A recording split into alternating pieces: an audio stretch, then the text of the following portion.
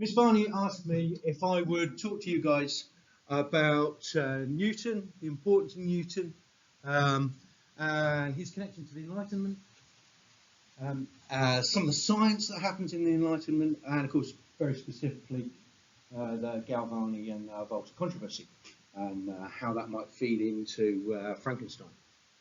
I didn't know a whole lot about the Enlightenment before we started this, so I had to go. And I remember Miss Varney laughing because she was going, "Oh, well, you know, it sounds too good a word for scientists, the Enlightenment." And do you know what? When I looked at it, actually, there isn't a lot of science goes on in the Enlightenment. The science happens in the scientific revolution.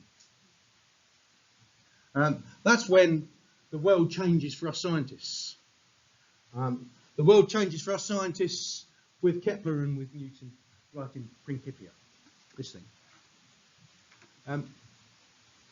Because before that, for 2,500 years before that, people believed in the science as written down by Archimedes. And Archimedes, he was Alexander the Great's tutor. This tells you how long we're talking about, 300 BC, something like that. And he was a great scientist. He used his observations of the world around him to try and put together what he thought was going on. But it ended up with some properly weird stuff. We've got the four elements. You've probably heard of, earth, wind and fire and all that kind of thing. And of course, fire goes up because it's trying to get back to the sun, according to Archimedes. And when you drop something, it goes down because it contains earth and it's trying to get back to the earth. And that's not alchemy. No, that's Archimedes trying to rationalise, as a good scientist should do, trying to rationalise the world, but trying to do it in 300 BC. And water flows in rivers to try and get back to the oceans. Well, actually makes a reasonable amount of sense as to why things move. But he also says things like things only move when they're being pushed. And that's something that we all grow up believing. You know full well if you stop pushing something, it stops moving. And so as scientists, as we get more and more towards Newton, scientists start to realise that actually it doesn't work. What's pushing a cannonball? What's pushing an arrow once it's been fired?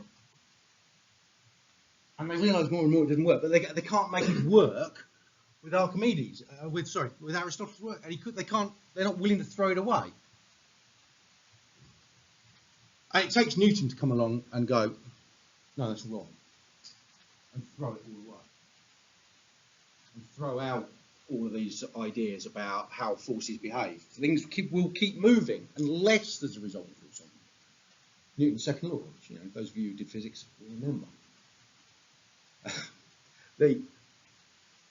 It totally overturns everybody's thinking about science before then, and just one little book.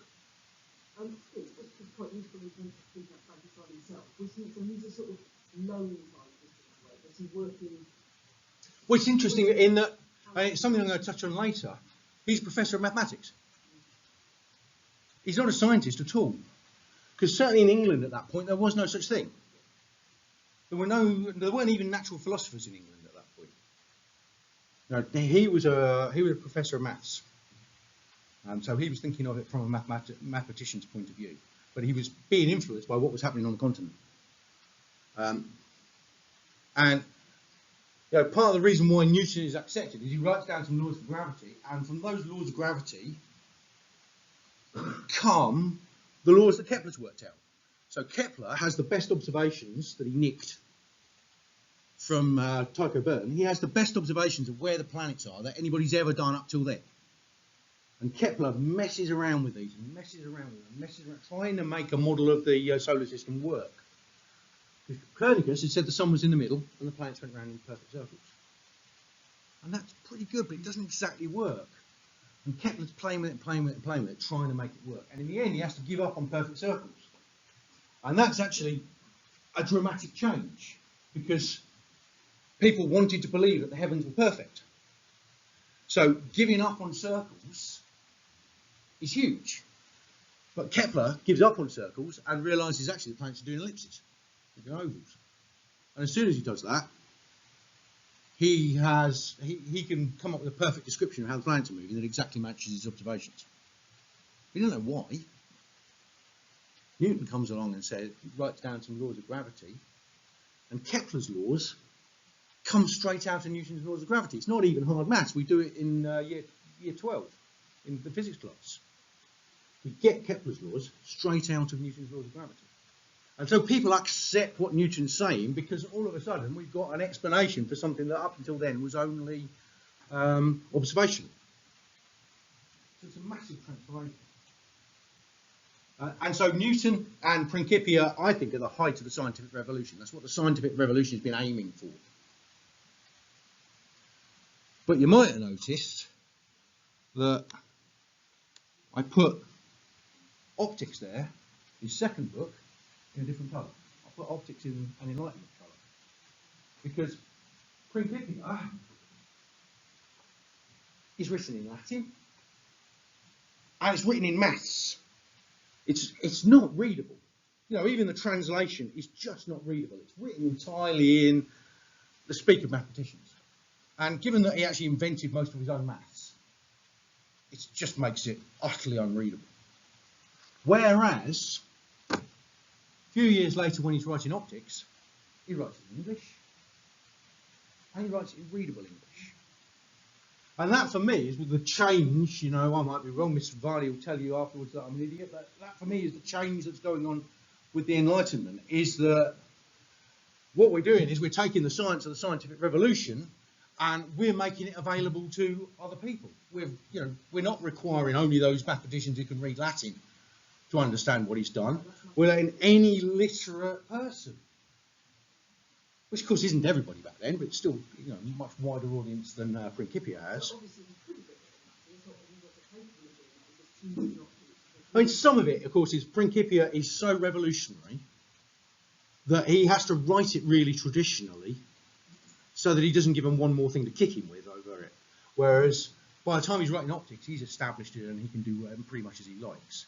But optics is so readable. I read optics now and I recognise the language as being the language of a modern scientific paper.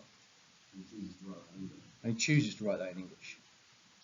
And so for me, that's the boundary between the two. Newton, height of the scientific revolution with Principia, sort of a bringing in of the Enlightenment and science being for everybody with optics.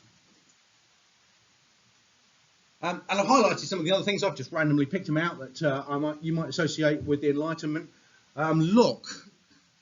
I sort of being a bit self-indulgent here. I picked up Locke because I have and I've attempted to read a few times Locke's book, essay on concerning human understanding. But Locke was a mate of Newton's, and he's taking the kind of things they're doing in the scientific revolution, proper observation, and thinking about the world around them, and he's trying to apply it to people. And that, for me, is what's going on in the Enlightenment. Is that scientific method? They're starting to apply it to sociology and psychology, and Locke is down for starting epistemology, the understanding of why we understand things. And that all comes out of there. I've put Emily de Châtelet in there just because I need to put a woman in. She translates Principia into French and points out where Newton was wrong. Newton misunderstood momentum, and she points out that Newton misunderstood momentum, and puts that in there. And her translation is still the one that the French use. There's later translations than the original English one of Principia, but the French actually still use her translation as the best one there is of Principia. And of course, a lot of the Enlightenment, I suspect the reason it gets its own name is because it has a big impact with the Americans, because people like Thomas Paine are writing about freedom and questioning the divine right of kings, and shouldn't we be able to vote for ourselves? Shouldn't we be able to think for ourselves? Should we just be bowing down to what a king's got to say? Should we be keeping slaves? This is really early. He's writing that. The slavery isn't started to be done away with in Britain until well after 1800. But he's, and it's in the 1850s before it's gone in America. But he's writing about the use of African slaves in America at this point. And he's credited with a lot of people as being the father of the American Revolution because of him writing about freedom and self-determination. Absolutely read by Shelley.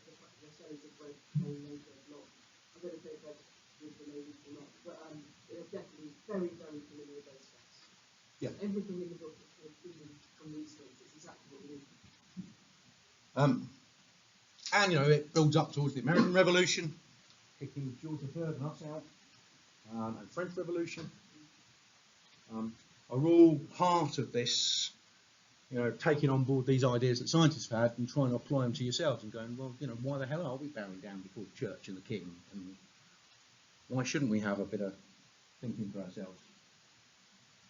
How is that going to be structured? You know, that's what Paine's doing and Locke's doing. How, you know, and Hobbes. How are we structuring this stuff? Are you saying almost that because Kepler abandoned the idea of the perfection of heaven with the circle, that also there's a big difference between science that are independently religious? Sorry, is that where you think the point?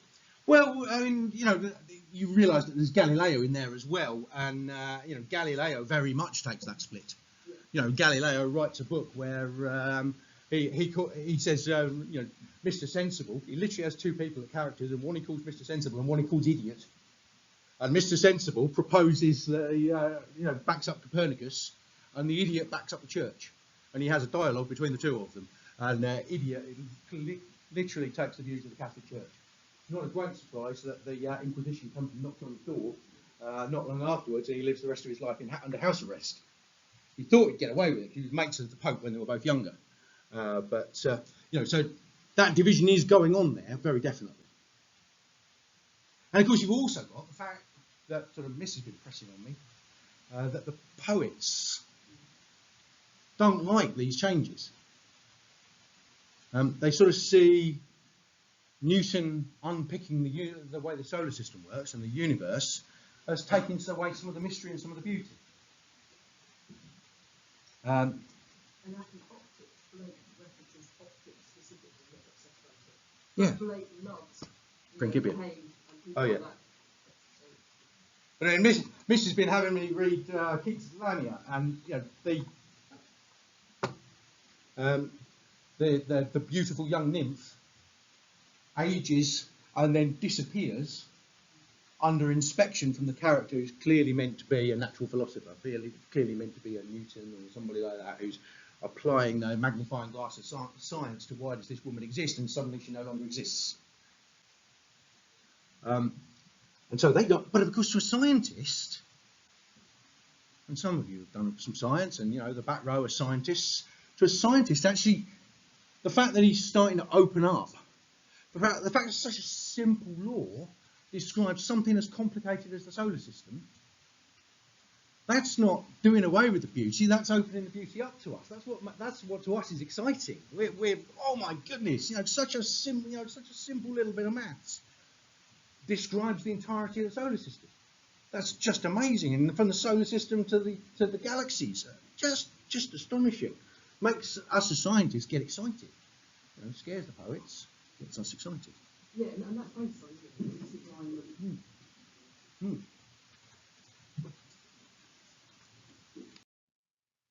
So, anyway, to bring us to the science of the Enlightenment, the science of the Enlightenment was very much about electricity. They sort of rediscovered static. You perhaps know the word electron means amber in Greek, because the Greeks knew if you rubbed amber, you got static, and it did funny things. Well, in the 1700s, it was the thing to do, was to mess around with static. If you were a wealthy British landowner and you got nothing to do with your time, you had a lab set up to investigate static. If you went to salons to be entertained, quite often the entertainment would be something to do with static. So you can see this one here, the child has been suspended so that the child isn't earthed, and then they've charged the child up so that all the child's hair is sticking on end. You might have done it with the Van de Graaff generator with us, all the hair is sticking on end. And then you know, the people who come to this salon for a bit of entertainment are touching the child and getting static shocks off. And although this one, the lady here who's again has been suspended, you can see the whopping great big machine for producing the static charge running in the corner. She was touching her finger to alcohol to make the alcohol catch fire.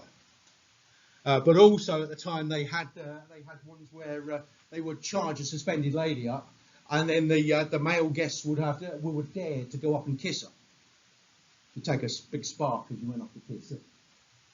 And it's funny, you look at these pictures and you think, oh, they're going to be very staid. And of course we all tend to think about the Victorians, who were very staid. But We're earlier than that. We're at a time when, you know, the novels are Tom Jones and Moll Flanders, and, you know, which are properly racing. So you're perhaps not surprised that it's, you know, Snog the Electrified Woman is entertainment for the rich landowners of an evening. So electricity was very much in the thinking for anybody who had the time to think about science in the 1700s. And entertainment as well, very much so, yes. There was nothing else, no internet. So, you know, anybody who was anybody, we invented a new way of getting more static than the previous guys. And then they wrote to each other, wrote letters to each other about the things they discovered. I love this one. I would tell you about a new and terrible experiment which I advise you to never ever try yourself. Suddenly my right hand, he's done a lovely labelled diagram, suddenly my right hand F was struck with such force that my body shook as if hit by lightning. The arm and the entire body are so affected so terribly I can't describe it. I thought I was done for. I've got another, different book, so I didn't have it to hand, but I've got another one from a chap at the same time who was charging up water. And he charged the water up and he goes, I touched it and I knocked myself insensible. So, you know, he passed out. I was so excited by this that I charged the glass pipe up again and went off to see my wife and I knocked her insensible. And I'm thinking, crumbs, if I tried doing that with my wife, I'd be dead. You know, but they didn't really understand. And the first person who got somewhere with actually understanding it is Benjamin Franklin, who, you know, most of us don't think of as a scientist. Most of us think of him as a founding father. You know, he was one of the authors of the Declaration. So he was the new United States first ambassador to France. So he's a statesman.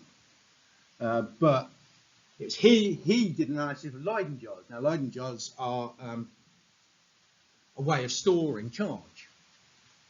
And they actually come into the story later on because Galvani sort of imagined a frog's leg as a way of storing charge. He compared them to the Leyden jars. But it's Franklin who does the analysis and works out what's going on and works out that there's two different charges, one on the inside and one on the outside. And for the physicist, it's a capacitor. And Franklin works out that actually you don't need it to be jar-shaped. They thought they needed it to be jar-shaped for storing stuff. They don't need it to be. So he did it with just plates of glass with the two charges on either side. A thing called a Franklin square, which Galvani then uses later on. And we today would call a parallel plate capacitor, and you know we use in year 13. And he did loads of experiments, and he really pushed forward the understanding of electricity, particularly this realising that there was two kinds, the positive and the negative. Unfortunately, you know, those of you who paid attention in physics lessons will know that he got it the wrong way round. He got the direction of the flow wrong, which is why electrons have to be negative, even though current goes, so that they go one way and current goes the other way. And it's all because Franklin took a guess as to which way things were going, and he got it the wrong way round. And we've carried on using Franklin's guess ever. But he did some crazy experiments. His most famous one is flying a kite in a thunderstorm with a key attached to the string. And the idea was that he and his son hid in the shed, so their end of the rope stayed dry, so they wouldn't get shocked. Whereas this end got wet, and so this end was then a good conductor. And so if the kite got shocked, it would then conduct the charge down to the key, and the key would become electrified. They wouldn't get killed. Turns out, actually, had it been struck by lightning, they would have been killed. His precautions wouldn't have worked. But they did still fly the kite. They just didn't get it struck by lightning, and they did electrify the key and show that atmospheric electricity was the same as static electricity. At that time, there's a division. They don't know. Are these things the same? And he demonstrated that they were the same. And so we come on to our controversy, the thing that we're actually here to talk about. And it comes down to this. Haller's sort of the godfather of this. That at the same time that people are thinking about electricity, people are also thinking about nerves and what it is nerves do.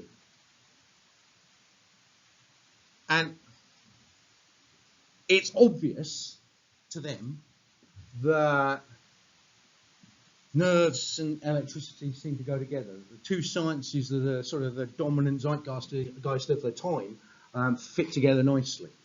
And so it's not unusual to put them together. So they called whatever was being transmitted through the nerves, animal spirits.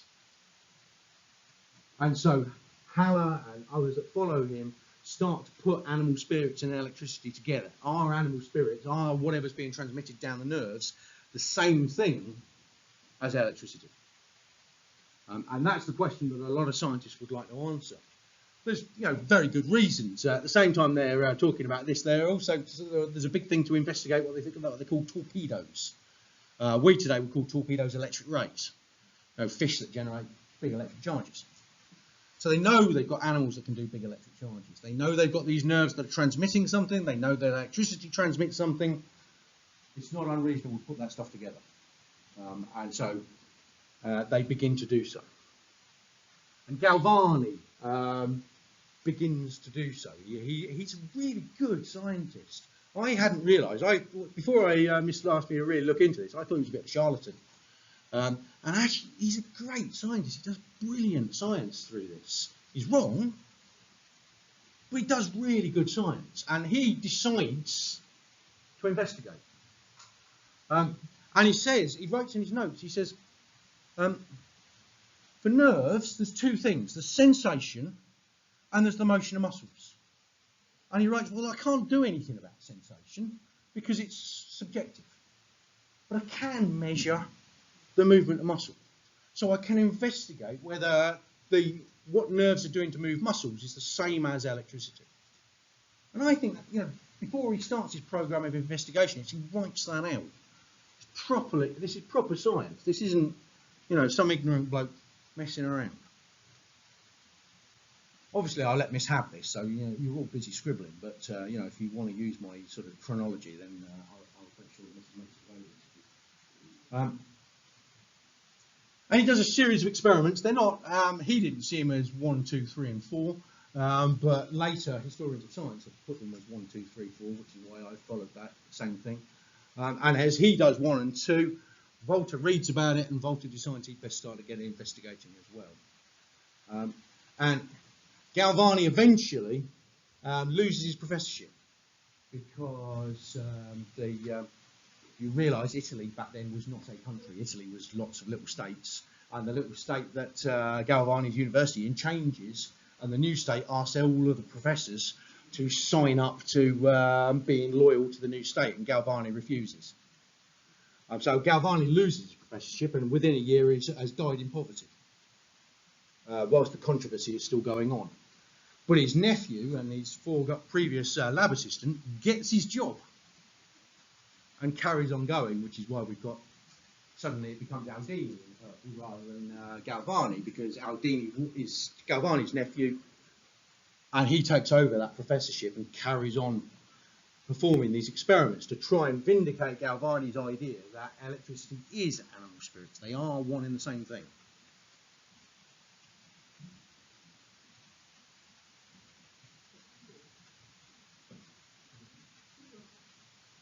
Yeah, I said they could.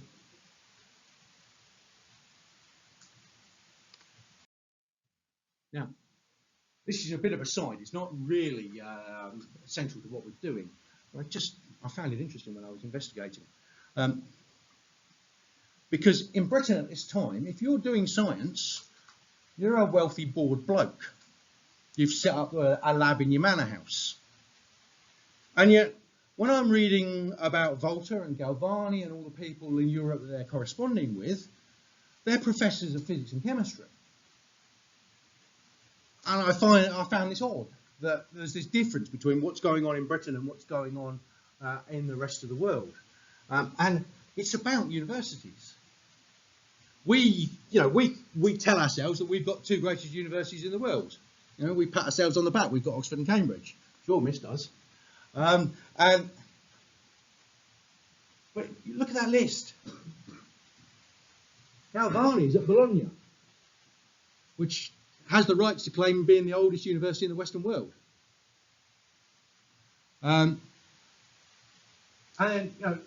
look at all these universities in Italy. 2 in Britain. We eventually end up with 5 in Scotland. And then that's it. There's no more in Britain until 1830. Meanwhile, the rest of Europe is packed with universities. So it's probably no wonder that science in Britain is being done by societies and by rich blokes in their bottom basement, because you can't be doing it as a professor. Cambridge has no. So Cambridge is all right. Cambridge is where Newton is, but he's there as a mathematician, not as a physicist. And it carries on as mathematicians, not physicists. Oxford doesn't have a physicist until you get up to about 1850. Never heard of physics in Oxford. Whereas, these places, what have we got there? Padua. Padua, of course, is where Galileo is. Pavia, that's where Volta is. Erfurt over here in Germany, that's where one of the chaps that Volta's writing to continually, who goes on and produces one of the first ever physics journals where all these letters that have been exchanged gets published. So it's a different way of thinking that's going on here in Britain compared to the rest of the world.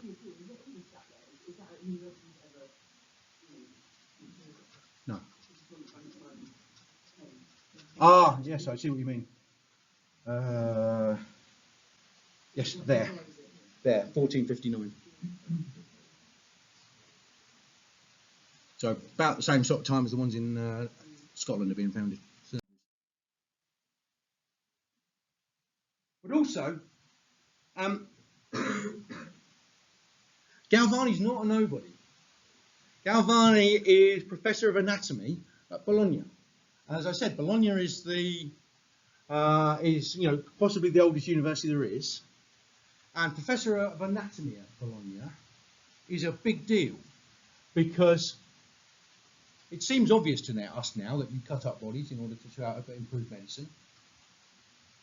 But you can also imagine when religion is really important, and they're a bit funny about you cutting up bodies.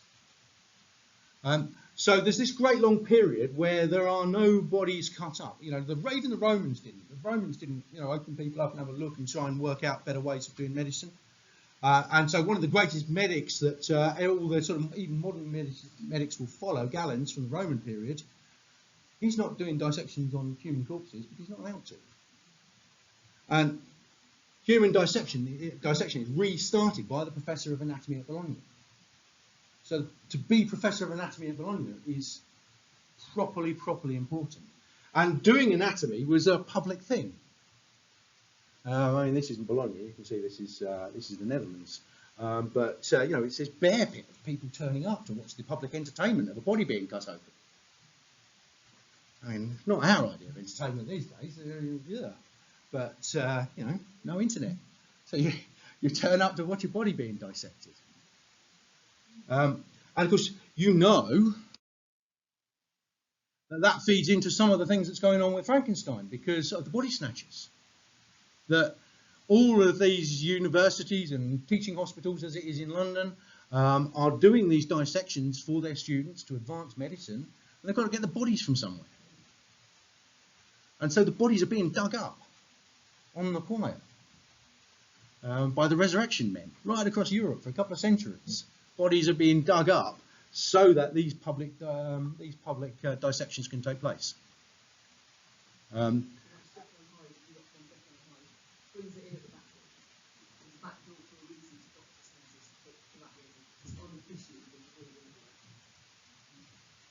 But where are the bits for the monster coming? But they're Burke and Hare, who couldn't wait for people to die. They were killing them in order to supply them for the dissections. Are a little bit late for our story. They're sort of 10 years after the period we're interested in. But it was going on for the 200 years before that. People were being dug up and being sold for these dissections. And before Galvani had actually started his work on animal electricity, he's at the theatre. It is literally a theatre, isn't it? Standing over a dead body. And he says, where have the putrefied parts gone? Where is that most noble electrical fluid that seemed entrusted with motion, sensations, blood circulation, in short, with life itself? Where has it gone? What does that actually mean, though? So, what it tells us is that at this point he believes, although he's put seemed, so he's not 100% certain. But he's pretty confident that electrical fluid is that communication that's going on in the body. That without that electrical fluid, without that communication going on with the body, your body ceases to be functioning. So that's his question to you, really, and to himself, that it's to go away and investigate. Where has this electrical fluid gone? Is it still in the body, or is the fact that it's gone is why the body is no longer dead? And he's standing in a public lecture and declaring that before he's even started the investigations into the frog. And one of his students apparently wrote this down. And he starts to investigate the frogs. And again, I love him as a scientist. It's just he's making detailed notes. Our 12s and 13s have to keep a lab book of everything they do, and it's required as part of the A-levels that they keep a lab book of everything they do, and all of their experiments and things are written down. But that's what Galvani's doing. He's keeping a notebook. He's writing down everything he's doing. And as a good scientist, he's just doing little sketches. And that's not the thing with the publication. He wasn't expecting that 400 years later we'd be admiring his little sketch. It's just a note to himself of how he prepares the frog, how he takes it to pieces so that the nerves are all available for him to do tests on. But, that's his sketch out of his notebooks with his handwriting. I rather like that. That's why it's got a page to itself. So anyway, his first experiment is pretty standard stuff. It's what you sort of connect together with. He takes his dissected frogs. He has one of these big machines for generating static electricity that we've been talking about. And he connects the exposed nerves of his frogs up to his machine, or he has the exposed nerves of his frogs in the presence of his machine when he draws sparks, and his frogs jiggle about. So the question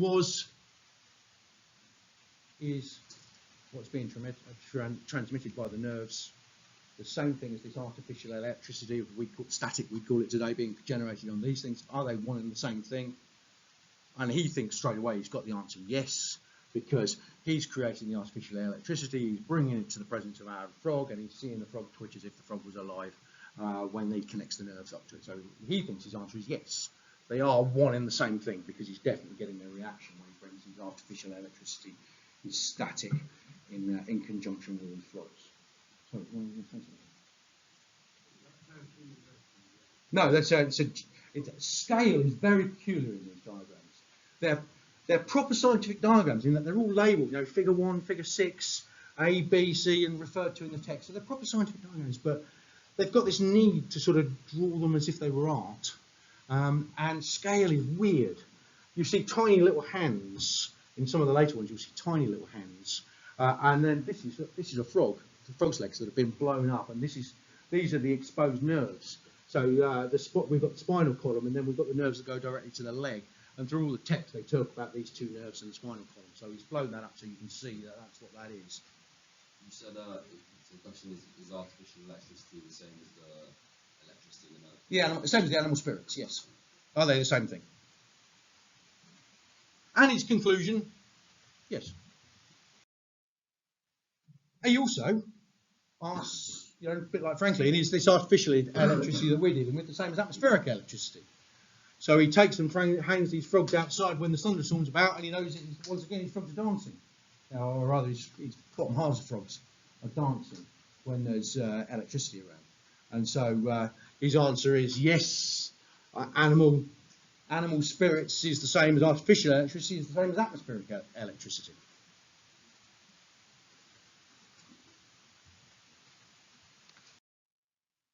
But that's not the controversy. The controversy is this. You realise this is my diagram that I just banged up last night, so excuse it, it's not brilliant. One of the things he notices is when he's got his frogs hung on these iron bars, hung outside, when he's doing his experiments with the electricity, is they'll start jigging about just because they're hanging on the iron bars. when they touch the bar, they'll start jigging. And because he's a good scientist, he goes, what the hell is this? I've got to investigate this more. And so he tries this setup, which, not why you try it unless you're investigating what's going on. So he has the dissected frog and the nerve of the dissected frog hanging from an iron hook. And then he has it hanging inside a silver box. And, you can read the description as well as I can. This is directly from his notes. At the very moment the foot touched the surface, all the leg muscles contracted, with their leg alternately dropping to the surface and rising again, as is often. Getting that wrong. Now this is proper. There's no static generator here. There's no thunderstorm here. This is proper interesting science that we're finding here, because this is something new. When he discovers this, he would have been properly excited. I know when I was doing my doctorate, on the day I thought, I don't think anybody else has ever thought that about supernovae before. It's a feeling I can't describe. It was amazing. And when he thought, oh my God, nobody's seen this happening before, it would have been, yeah. And so he makes it the rest of his life's work to investigate what the hell's going on here. But, of course, as he's human, as all scientists are, he comes at it with a view that it's about animal electricity. And because he's bringing his preconceptions with him. His preconceptions are that it's about animal electricity, so he's seeing animal electricity. Volta looks at these same experiments, and Volta says, oh, we've got two different metals here. Maybe it's nothing to do with animal electricity, maybe it's about the contact between these two different metals. And so they bring their own set of preconceptions to it, and neither one's willing to back down to the other from then onwards, essentially. This is Galvani going on and investigating. You see, he makes all these arcs to touch to the different bits of the frog with different metals. And he finds it works best when he's got two different metals in his arc and his frog jumps about for ages.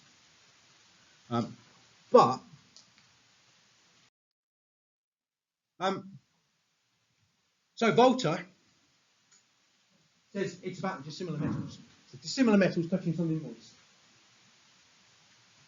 And Volta, I think Galvani is a brilliant scientist. I think Volta is amazing because he does this experiment where he takes the two different kinds of metals, touches them together, and then sticks them on his tongue.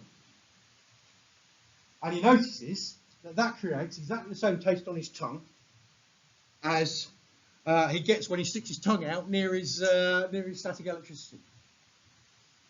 Now, why you'd be sticking your tongue out near your static electricity? I'm certainly not sticking my tongue out next time I've got the Van de Graaff out. But he realises it's the same taste, aciduous, as he calls it. He realises it's the same taste.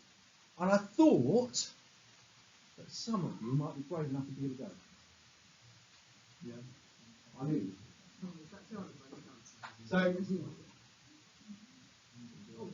So it's only 1.5 volts. When we were kids, we used to do this with 9-volt batteries. We were always up there you go. This is 90. We were always putting 9-volt batteries on that tongue. This is only 1.5 volts.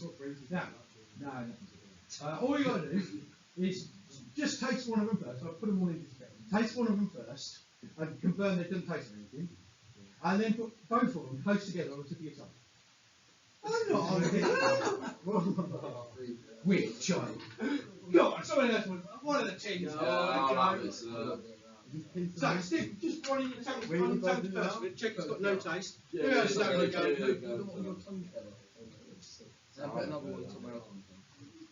So just one, it has no taste, and then two right on the tip of your tongue. Oh my close God. Together, right on the tip of your tongue. And you notice it has no taste.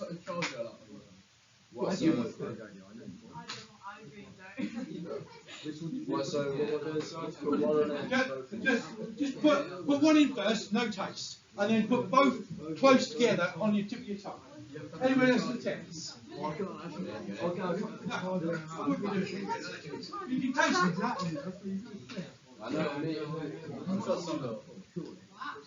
So I'm hoping you can taste it.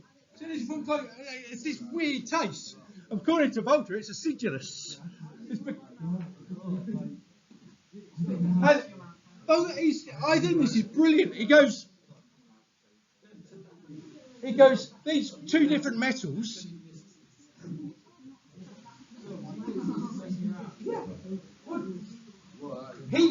He goes on to press them against his eyeballs to see what it does to his vision. But then Newton, in his optic, sticks a spoon around the back of his eye and see what happens when you press on your optic nerve. Yeah. They don't have the same sense of personal danger that we do. But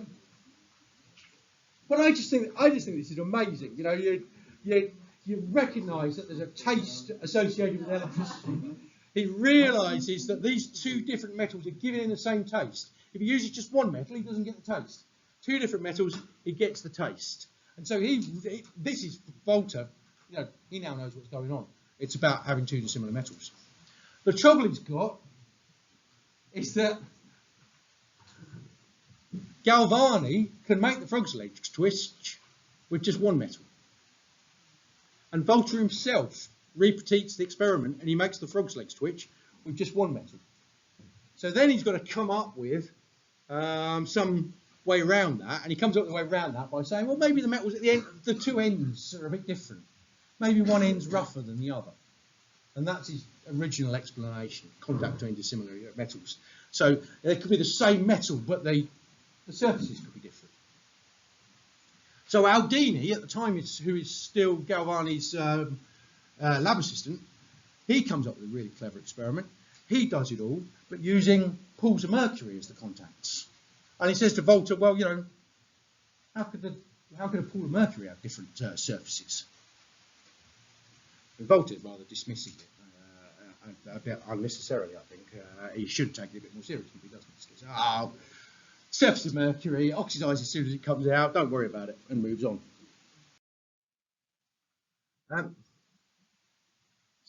His later books, he sort of changed this illustration style. But you see what I mean about tiny hands? He actually drew that. I don't know whether they pay a professional artist or do it yourself. But if you're a professor of anatomy, you're probably a brilliant drawing. His third experiment, he thinks, completely blows Volta out of the water. And he's probably right, because he discovers that he can take these nerves that he's got extended out, and he can fold them round with no metal involved anywhere, touch them to the frog's leg, and get the frog's leg to twitch with no metal anywhere. So that's it, Volta's gone, because Volta's saying it's dissimilar metals, and Galvani's saying, well, look, I can do this experiment without any metals at all. And so Galvani thinks he's won, puts his face up, it's all over. Volta counters, says, all right, maybe I went a bit over the top in saying it was metals. Any conductors. As long as the conductors are dissimilar. And he's got some backup for that, because Galvani is actually having to pour salt water onto the frogs to keep them doing it when he's doing his third experiment. And so Volta goes, there you go, you see, you've got muscle, you've got nerve, two dissimilar things being brought together in salt water. I've got dissimilar materials there, it's just the same thing. You haven't got a leg to stand on. So Volta just carries on, rather, I think, dismissing what's good stuff from Galvani.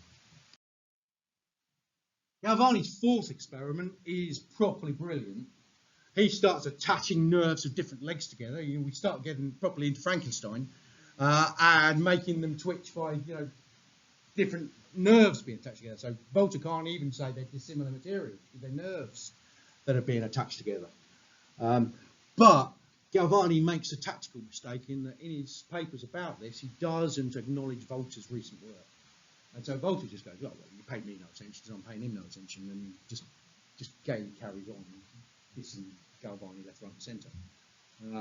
And pretty much Galvani's fourth experiment is ignored, because it comes at the time I was talking about his professorship goes up in the air because of the political stuff going on and his death.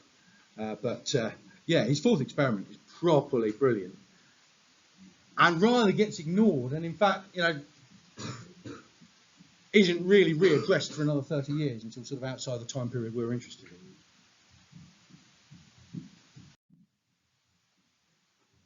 And then, of course, 1800, Volta's got excited by what we're talking about, moist things and dissimilar metals.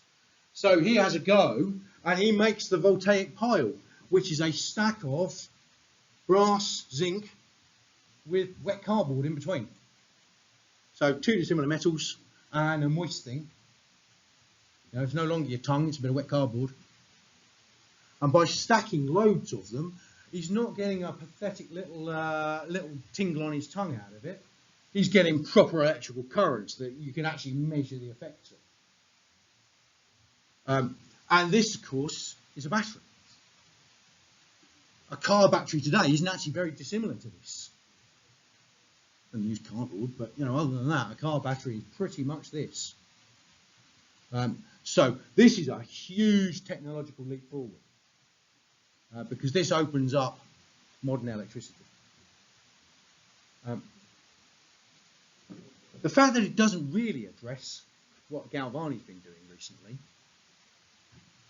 almost doesn't matter, because suddenly no one's interested in what Galvani's saying, because what Volta's done is so amazing and so useful, and so everybody wants to rush away and get excited by Volta, and Galvani rather gets forgotten. And so it's taken that Volta wins, but actually it's not so certain that he does. Galvani's fourth experiment hasn't been explained away. His third experiment hasn't really been explained away. But he's done something amazing. So therefore, everybody goes with the fact that Volta's won, because that voltaic pile is incredibly useful. But this is where he sort of lets himself down as a scientist a little bit, in that he doesn't acknowledge that there's some chemistry going on here. He makes it out to all be about the contact between the metals, because that was his theory. Whereas when you build one of these, you can clearly see there's hydrogen bubbling off it. And a battery today actually has a little space in the back for the hydrogen to collect in. As the hydrogen's evolved, there's battery runs from. There's a chemical process going on here. And when he writes to the Royal Society about his pile, he doesn't acknowledge there's a chemical process going on there. He's a good enough scientist to see there's hydrogen bubbles forming here.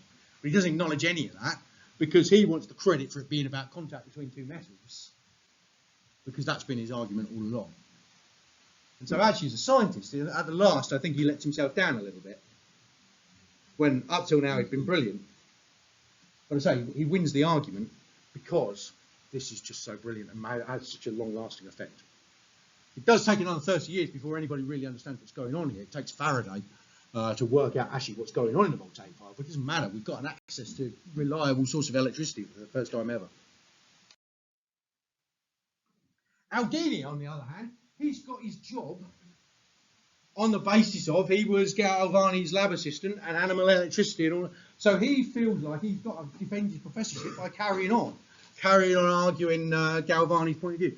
And I didn't realise this happened. I mean, this obviously did, but it's just amazing. Comes to London, goes into one of those theatres, one of those dissection theatres. Well, I think it was probably someone's house, wasn't it? Yeah. Sorry? I think he comes over from Italy to do this. Yes, I mean, he's probably. I think what he's doing is he's taking a tour to try and drum up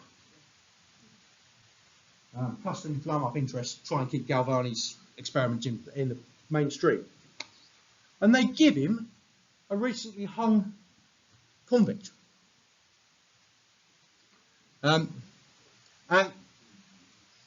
this stuff is recorded in a thing called the Newgate Calendar. And apparently the Newgate Calendar, back then, would be published about how horrible all these people who were being killed were.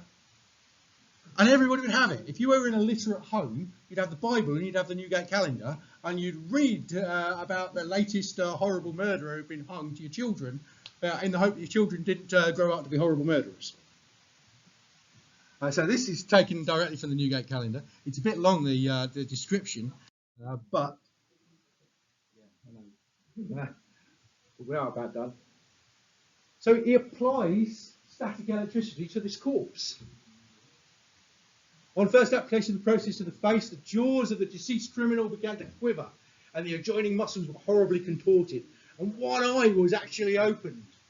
In the subsequent part of the process, the right hand was raised and clenched, and the legs and thighs were set in motion.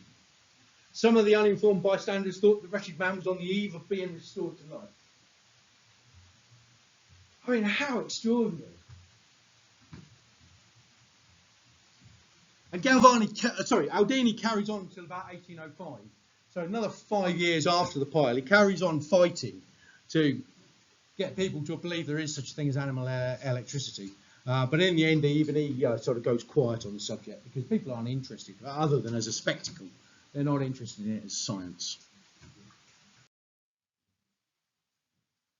So what of Galvani today? Well, that's a galvanometer. We have a couple of these in the department.